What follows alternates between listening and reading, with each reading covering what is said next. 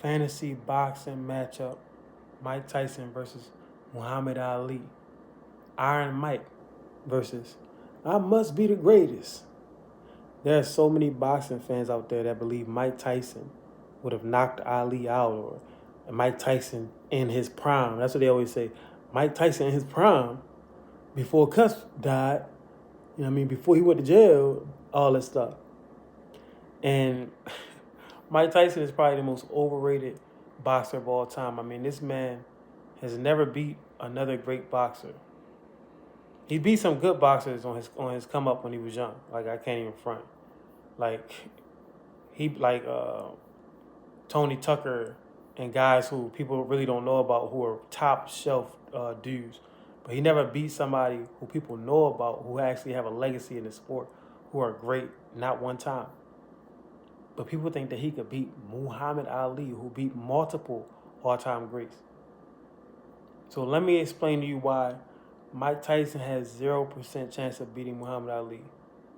For those of you who don't know, right? Well, they say, well, if Cus stayed alive, Muhammad Ali already beat Mike Tyson twice. What do I mean by that? Cus Amato, before he trained Mike Tyson, he trained Floyd Patterson. Floyd Patterson was a man who was undersized at heavyweight, just like Mike Tyson. But of course, with the peekaboo style and with Floyd's natural athleticism and ferociousness and all that, he was able to have some success at heavyweight. But Muhammad Ali made easy work out of Floyd Patterson on 2 different occasions. Because that peekaboo style, where you just throwing that back and forth, Muhammad Ali was one of the most accurate heavyweights. He was 6'3".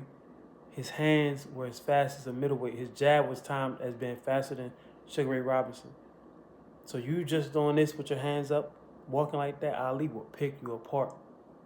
That's what he did to Floyd Patterson. Remember, Mike Tyson, Floyd Patterson, undersized. Floyd Patterson was what? 5'10". I don't even know if Floyd Patterson was 6 foot tall. Ali was 6'3", with a nice long reach. I don't know the exact reach, but it was a long reach, right? And he was around 210 in his prime. This is the Cassius Clay days. Early on, he wasn't even 200 pounds, and he was still beating on bigger guys. But Ali floating around 210, fast as hell, accurate as hell, and punching down on that style, punching down on the peekaboo style. He was able to dominate Floyd Patterson, who came from the same tree as Mike Tyson, who had the same coach as Mike Tyson, who fought in the same style as Mike Tyson, and he did it 2 times. So there's really no debate on who will win between Muhammad Ali and Mike Tyson, whether it's Mike Tyson in his prime, Mike Tyson just getting out of jail, Mike Tyson on his last legs. But here's a few other things to consider.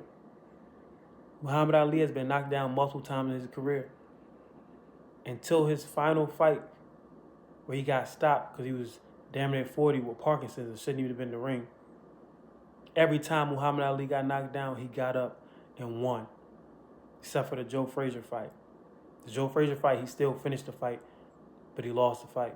But every other time he got knocked down, he got up and won. A lot of times he got up and stopped the dude who knocked him down.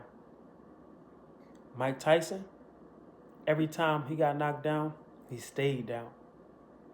Every time he was getting beat up, he found a way out of the fight, whether it be biting, whatever.